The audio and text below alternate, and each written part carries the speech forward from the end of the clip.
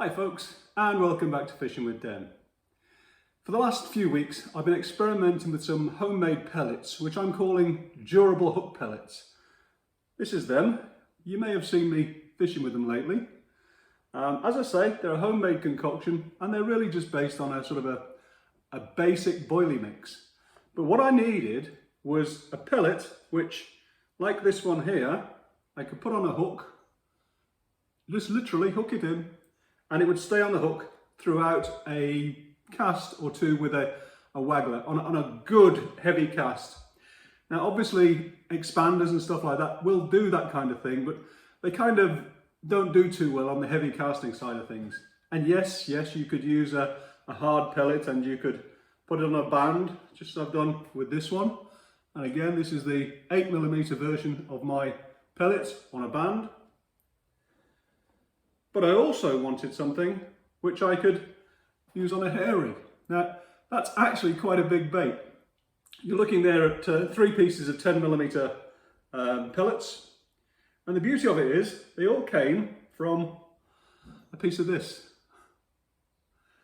Now, we all know that if you go into the shops and you buy pellets, you buy a bag of this and a bag of that and different sizes and different pellets and all the rest of it.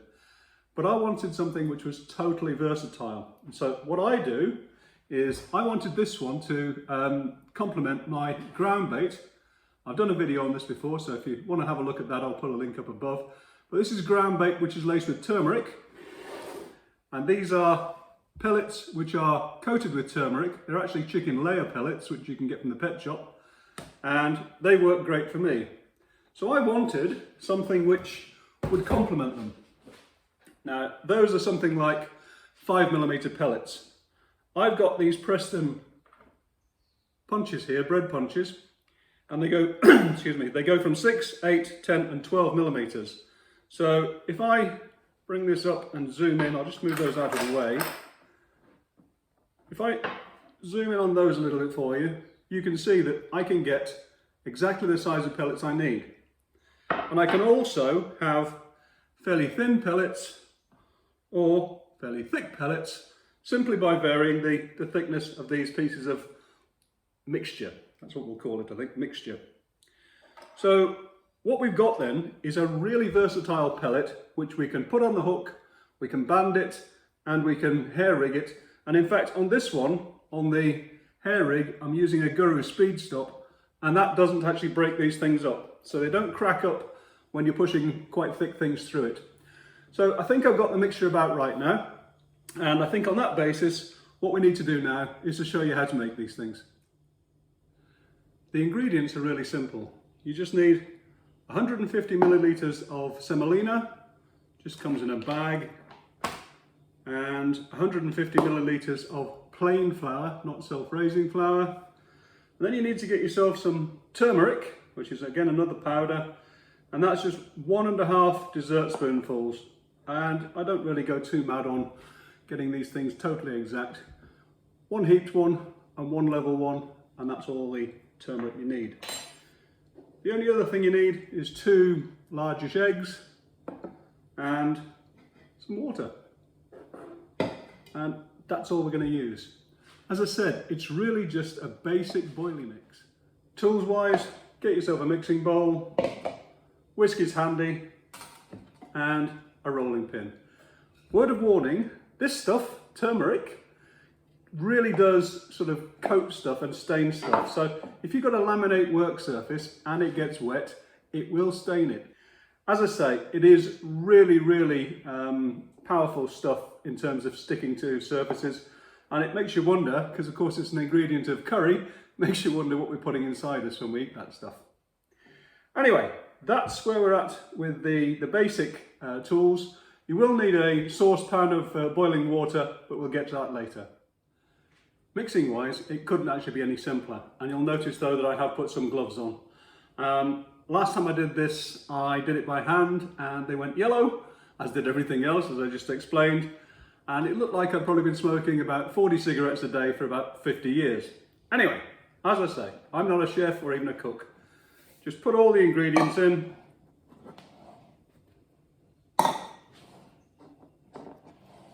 like that, and This is where the whisk comes in handy. Just whisk it together until everything's all mixed up. Only takes a second or two, but it is wise to make sure it's thoroughly mixed up before you start to do anything else. A quick look. Yeah, that looks pretty good to me.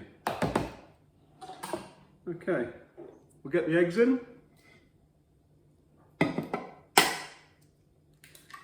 Now, for those of you specimen carp anglers who use boilies all the time, you're probably going to tell me I'm doing something wrong here, because I'm not a specimen carp angler and I don't do this very often. Anyway, I'm just going to put a small amount of water in and I'm going to just mix it around by hand so it's all clagging all together. Oops, this is something to avoid. Overfill, overfill? Yeah, something like that. Right, just don't put too much water in to start with. You can always put a little bit more in later on. As you see, it's coming together quite nicely now, but it's still very sort of loose and runny inside. So I'll spend a minute or two just getting this correct, and then we're going to leave it to stand for a few minutes, just like you do with ground bait.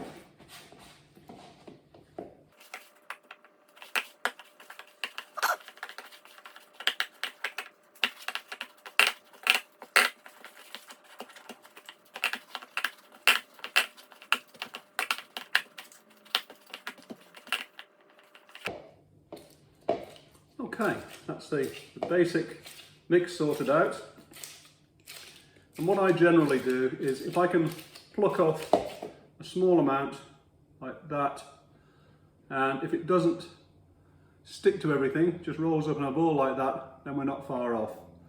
Fairly soft mixture, but now I'm just going to leave it for 20 minutes just to make sure that everything's all soaked up. And you probably will find that this will go a bit stiffer as a mixture than we've got now. I'm giving it 20 minutes and come back, let's have a look at it. And I can feel immediately that this is actually getting quite a solid sort of a mix at this point in time. I'll just knead it around a little bit just to see. It's not too bad, but I think I'd like it to be just a little bit softer for now. So what I'm going to do is put just a tiny amount of water, just a tiny amount in the bottom, and then just dab it like that, and then just knead it around. And again, being very careful not to get turmeric on the work surface, because your wife won't be impressed. Just knead it. I think this is how they do bread, actually. Not that I know how to do bread, but just damp it down again and just continue on like that.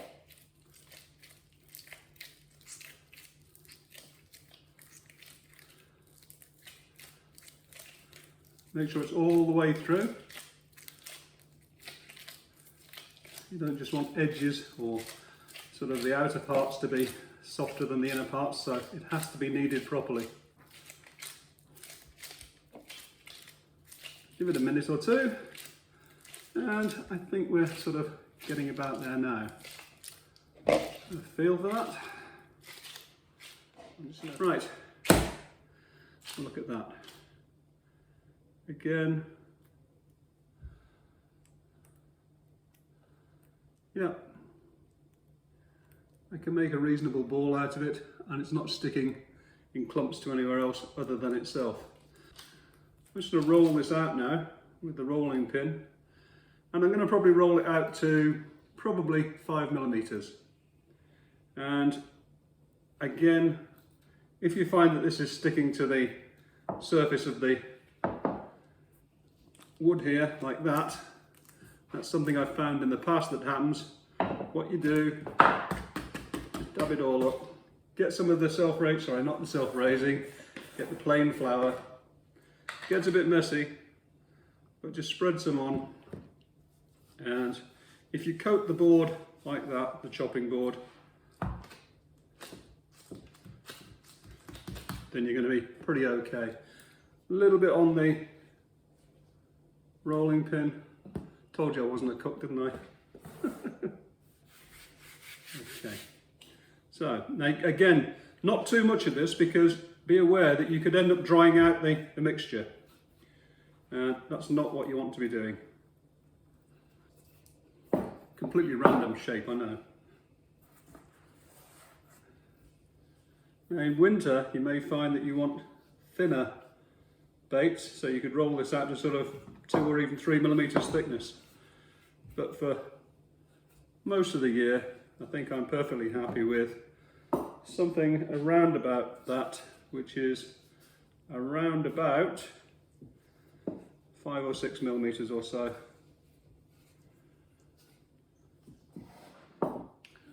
Okay, that's everything rolled out, and all I'm going to do now is just cut it off in sort of 50 millimeter squares, or thereabouts. Don't have to be accurate by any means.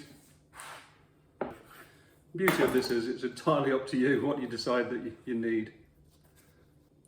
Something which just occurred to me when we're just kneading out this last piece here. Make sure that you've kneaded it properly so that there aren't any internal folds. There's a slight one there, slight internal fold. The idea is to make sure there's nothing like that around, because of course that can lead to imperfections in the structure and could lead to the thing breaking up, especially if you put a speed stop through it. And yeah, all right, we've got that little bit of waste there, but we're actually doing pretty well with all the other stuff. So now what we have to do is to boil it.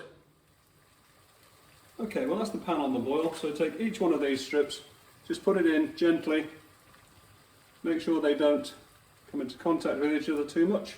I only put a few in at a time, and leave those for 3 minutes or until they start to float on the top, which is around about at that point.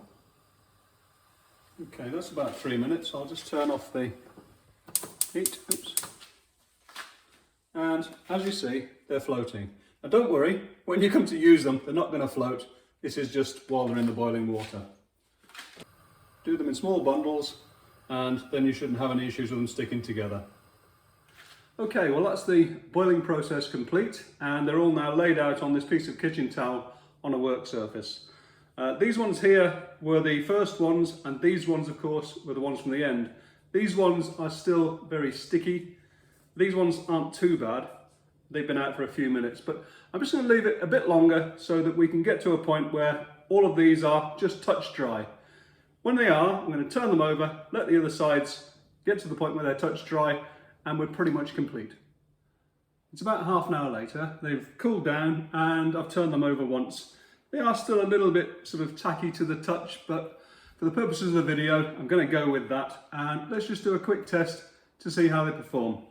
I suppose some of you are thinking they're probably still going to float, so if I take a 8mm pellet, punch it out, and there we go.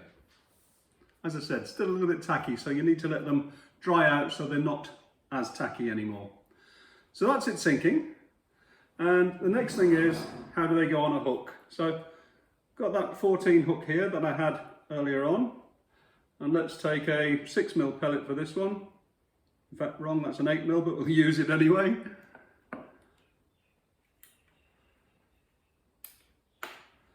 And put it on the hook again.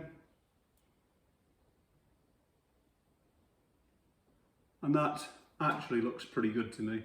Feels like it's about right, it's not going to come off. Give it a good shake, nothing happening there, look. But it does pull away relatively easily. A word of warning, if you're putting on a size 14 hook, don't put it on so that it masks the hook completely.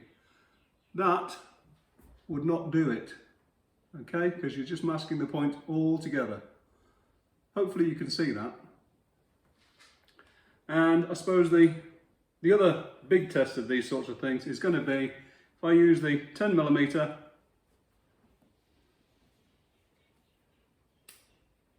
and what we'll do here is I'll put this onto the hair rig. This is the Guru Speed Stop, and light conditions aren't the best today. It's trying to rain outside. I put this in here 1, 2, and there's no breakage whatsoever. It went on pretty well, and why not? Let's chuck it in here and see how this works as well. There we go, look. And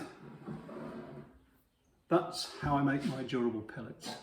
So if you want to go out now, give it a go on commercials or natural waters, please let me know how you got on. I'm hoping it's going to work as well for you as it has for me, but only time's going to tell on that one, I suppose. Anyway, talking about time, mine's up and it's time for me to leave. So I hope you enjoyed it. If you did, as always, click the like button. And of course, as always as well, if you want to subscribe, please feel free to do that too.